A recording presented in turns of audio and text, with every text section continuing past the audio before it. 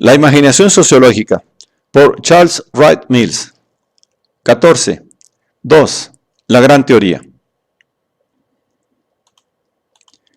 Vuelvo ahora al problema del orden, que en una versión más bien hobbesiana parece ser el problema más importante del libro de Parsons. Es posible tratarlo con brevedad porque ha sido refinado en el curso del desarrollo de la ciencia social y, en su formulación más útil, puede llamarse ahora el problema de la integración social. Requiere, desde luego, un concepto básico de la estructura social y del cambio histórico. Creo que, a diferencia de los grandes teóricos, la mayor parte de los investigadores sociales darían contestaciones parecidas a la siguiente. Ante todo, no hay una respuesta para esta pregunta. ¿Qué mantiene unida a una estructura social? No hay una respuesta, porque las estructuras sociales difieren profundamente en el grado y tipo de unidad. De hecho, se conciben útilmente tipos de estructura social en relación con los diferentes modos de integración. Cuando descendemos del plano de la gran teoría a las realidades históricas, advertimos inmediatamente la inutilidad de sus conceptos monolíticos. Con ellos no podemos pensar acerca de la diversidad humana, acerca de la Alemania nazi de 1936, de la Esparta del siglo VII a.C., de los Estados Unidos en 1836, del Japón de 1866, de la Gran Bretaña de 1950, de Roma en tiempos de Diocleciano. Solo el enumerar esta diversidad seguramente es sugerir que lo que pueden tener en común esas sociedades hay que descubrirlo mediante un examen empírico. Predicar algo más allá de las fórmulas vacías acerca del alcance histórico de la estructura social es desconocer uno su propia capacidad para hablar de todo lo que significa el trabajo de investigación social. Puede uno concebir útilmente tipos de estructura social en relación con órdenes institucionales como la política y la del parentesco, la militar y la económica y la religiosa. Habiendo definido cada una de ellas de tal manera que le permita distinguir sus contornos en una sociedad histórica dada, se pregunta uno cómo se relaciona con las demás cada una de ellas, cómo, en suma, se coordinan en una estructura social. Las respuestas son cómodamente presentadas como una serie de modelos guías que se emplean para que conozcamos mejor, al examinar sociedades específicas en tiempos específicos, los vínculos que las mantienen unidas. Puede imaginarse uno de esos modelos en relación con el funcionamiento de cada orden institucional de un principio estructural análogo. Piénsese, por ejemplo, en los Estados Unidos de Tocqueville. En aquella sociedad liberal clásica se considera autónomo cada orden de instituciones y libre de toda coordinación con los demás. En la economía rige el dejad hacer. En la esfera religiosa compiten en el mercado de la salvación diversidad de sectas e iglesias. Las instituciones del parentesco se levantan sobre un mercado de matrimonios donde los individuos se eligen el uno al otro. No un hombre hecho por la familia, sino un hombre hecho por sí mismo, toma el ascendiente en la esfera de la posición social. En el orden político, los partidos compiten por los votos de los individuos. Hasta en la zona militar es grande la libertad para el reclutamiento de las milicias de los estados y en sentido lato, sentido muy importante, un hombre significa un rifle. El principio de integración, que es también la legitimación básica de esa sociedad, es el ascendiente, dentro de cada orden de instituciones, de la libertad de iniciativa de hombres independientes en competencia unos con otros. En el hecho de esa reciprocidad es donde podemos comprender el modo como se unifica una sociedad liberal clásica. Pero esa reciprocidad es solo un tipo, solo una respuesta al problema del orden. Hay otros tipos de unidad. La Alemania nazi, por ejemplo, estaba unida por coordinación. El modelo general puede exponerse en los términos siguientes. Dentro del orden económico, las instituciones están altamente centralizadas. Unas pocas grandes unidades controlan más o menos todas las operaciones. Dentro del orden político, la fragmentación es mayor. Compiten muchos partidos por influir en el Estado, pero ninguno de ellos es bastante poderoso para controlar las consecuencias de la concentración económica, una de las cuales, juntamente con otros factores, es la pérdida de actividad.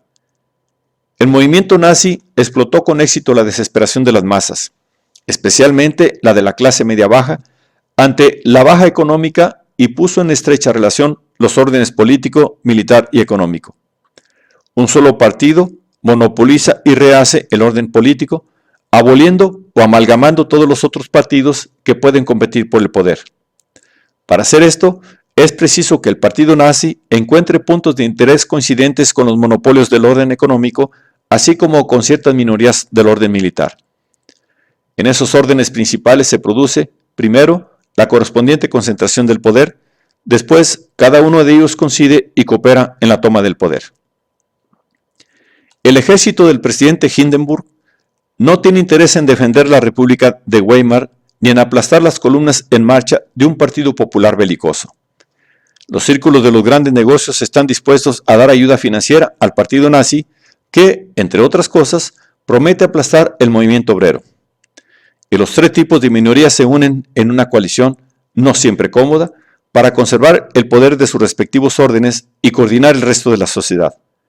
Los partidos políticos rivales o son suprimidos o declarados ilegales o se disuelven voluntariamente. Las instituciones de parentesco y religiosas, así como todas las organizaciones que existen dentro de todos los órdenes o entre ellos, son infiltradas por el partido nazi y coordinadas o por lo menos neutralizadas.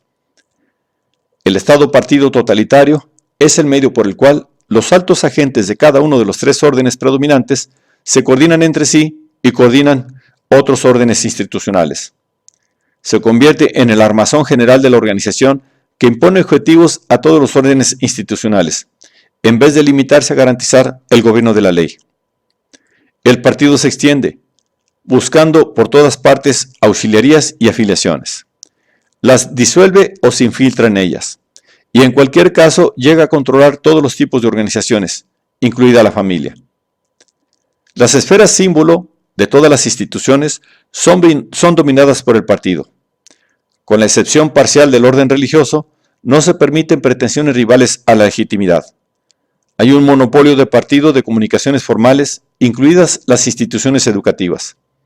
Todos los símbolos son refundidos para formar la legitimación fundamental de la sociedad coordinada. El principio de la jefatura absoluta y mágica, gobierno carismático, en una jerarquía estricta, es ampliamente promulgado en una estructura social que en gran medida se mantiene unida por la acción de una red de pandillas.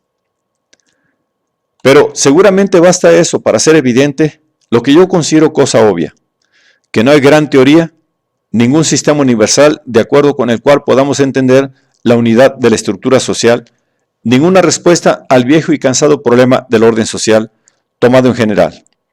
El trabajo útil sobre esos problemas procede de acuerdo con una variedad de modelos guía que yo he esbozado aquí, y esos modelos se usarán en estrecha y empírica conexión con una serie de estructuras sociales tanto históricas como contemporáneas. Es importante comprender que tales modos de integración pueden concebirse también como modelos guía de cambio histórico. Si, por ejemplo, observamos la sociedad norteamericana en los tiempos de Tocqueville y a mediados del siglo XX, vemos de un golpe que el modo como la estructura del siglo XIX se mantiene unida no es totalmente distinto de sus modos de integración. Nos preguntamos, ¿cómo ha cambiado cada uno de sus órdenes institucionales? ¿Cuáles han sido los tempi, las proporciones de la variación en que esos cambios estructurales han ocurrido? Y en cada caso, ¿cuáles han sido las causas necesarias y eficientes de esos cambios? Por lo común, naturalmente, la investigación de la causa suficiente exige por lo menos algún trabajo de carácter comparativo e histórico.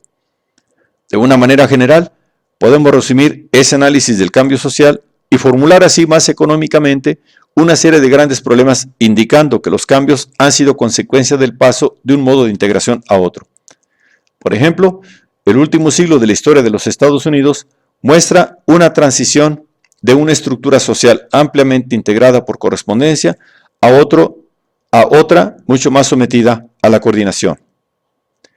El problema general de una teoría de la historia no puede separarse del problema general de una teoría de la estructura social.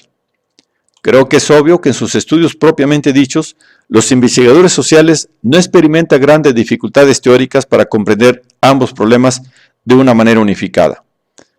Quizás se deba a eso que un Behemoth vale para la ciencia social 20 Social System. Desde luego, no presento estos puntos en un esfuerzo para hacer un enunciado definitivo de los problemas del orden y del cambio, es decir, de la estructura social y de la historia. Lo hago meramente para sugerir un esbozo de dichos problemas e indicar algo del tipo de trabajo que se ha hecho acerca de ellos. Quizás estas observaciones sean también útiles para hacer más específico un aspecto de la promesa de la ciencia social. Y desde luego, las he expuesto aquí para indicar cuán inadecuadamente han tratado los grandes teóricos un problema fundamental de la ciencia social. En The Social System, Parsons no ha podido descender al trabajo de la ciencia social porque está poseído por la idea de que el modelo de orden social que él ha construido es una especie de modelo universal, porque en realidad ha convertido en fetiche sus conceptos. Lo que es sistemático en esta gran teoría particular es el modo como deja atrás todo problema específico y empírico.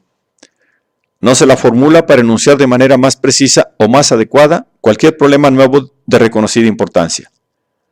No ha nacido de la necesidad de volar alto durante algún tiempo a fin de ver algo del mundo social más claramente para resolver algún problema que pueda formularse en términos de la realidad histórica en que los hombres y las instituciones desarrollan su existencia. Su problema, su trayectoria y sus soluciones son extremadamente teóricos. La retirada al trabajo sistemático sobre concepciones será solo un momento formal dentro del trabajo de la ciencia social. Es útil recordar que en Alemania el rendimiento de ese trabajo formal no tardó en ser orientado hacia un uso enciclopédico e histórico. Ese uso, presidido por el ethos de Max Weber, fue el clímax de la tradición clásica alemana. En parte muy importante, lo hizo posible un cuerpo de trabajo sociológico en que las concepciones generales acerca de la sociedad iban estrechamente unidas a la exposición histórica. El marxismo clásico ha sido fundamental para el desarrollo de la sociología contemporánea.